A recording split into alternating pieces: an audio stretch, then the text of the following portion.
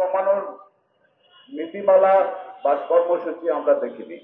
আমরা বিভিন্ন অঙ্গন থেকে বারবার বলেছি, বাংলাদেশকে যদি দুর্নীতি মুক্ত করতে হয় তাহলে এই সংবিধানের মধ্যে যে অম্বার্সমেন্ট একটা শব্দ আছে, ন্যায়পাল, সেই ন্যায়পালকে পুনর্গঠিত করুন, ন্যায়পালকে স্থায়ী কাঠামোতে নিয়ে আসুন এবং তাদের তদন্তের ক্ষমতা দিন।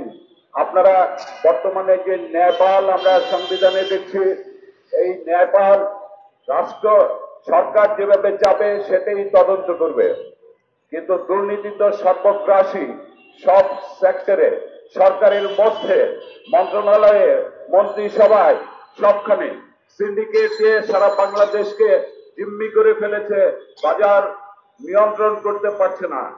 তাহলে যদি একটা স্থায়ী প্রতিষ্ঠান থাকতো, অম্বার্সমেন্ট কারা এর সাথে যুক্ত, তাদের যদি আমরা সঠিক তদন্তের দায়িত্ব দিতাম, একটা প্রাতিষ্ঠানিক রূপ দিতাম, তাহলে তারা যদি তদন্ত করতে পারতো, রাষ্ট্রপতির অফিস থেকে আরম্ভ করে প্রধানমন্ত্রীর অফিস এবং মন্ত্রণালয়, সচিবালয় এবং মন্ত্রী পরিষদ এবং অন্যান্য যারা কর্মকর্তা আছে, এই তদন্ত স্থায়ী রূপ দিলেই এবং অম্বার্সমেন্টকে স্থায়ী রূপ দিলেই বাংলাদেশে আমরা বিশ্বাস করি 90% দুর্নীতি বন্ধ হয়ে যাবে, যেহেতু একটা জবাবদিহির ফোরাম সৃষ্টি হবে। ন্যায়পাল যদি আমরা সঠিকভাবে প্রতিষ্ঠিত করতে পারি, সংবিধানকে সংস্কার করে কিংবা অ্যামেন্ডমেন্ট এনে, যে অম্বার্সমেন্ট হবে স্থায়ী একটা প্রতিষ্ঠান, তার কাছে যে কোনো লোক অভিযোগ করতে পারবে যেখানে দুর্নীতি হবে, কিংবা তারা নিজেদের তদন্ত কর্মকর্তা দ্বারা তদন্ত করে তাদের বিরুদ্ধে যে রিকমেন্ডেশন দেবে সেটা মামলা শুরু করতে হবে, তাদের বিচারে নিয়ে তর্কে নিয়ে আসতে হবে। তাহলে এটা যদি করতে পারতাম, বাংলাদেশে 90% দুর্নীতি কমে যেত।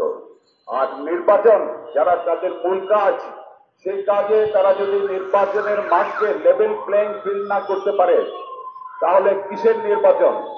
আগে যেভাবে নির্বাচন হয়েছে, গুন্ডা পান্ডা সন্ডা এবং কালো টাকার মালিকরা যেভাবে নির্বাচনী বৈতরণী পার হয়ে যায়, সেই সিস্টেমে যদি বহাল থাকে, সংস্কার যদি না হয় সঠিক অর্থে, তাহলে নির্বাচন তো আগের মতোই হবে, আগের মতোই আমরা সংসদ পাবো। আমরা বলেছিলাম তাদের যে আপনারা এক পোস্টারে সবার ছবি দিন, আপনারা পোস্টার লাগিয়ে দিন, আপনারা এক মঞ্চে প্রার্থীদের বক্তৃতার ব্যবস্থা করে দিন।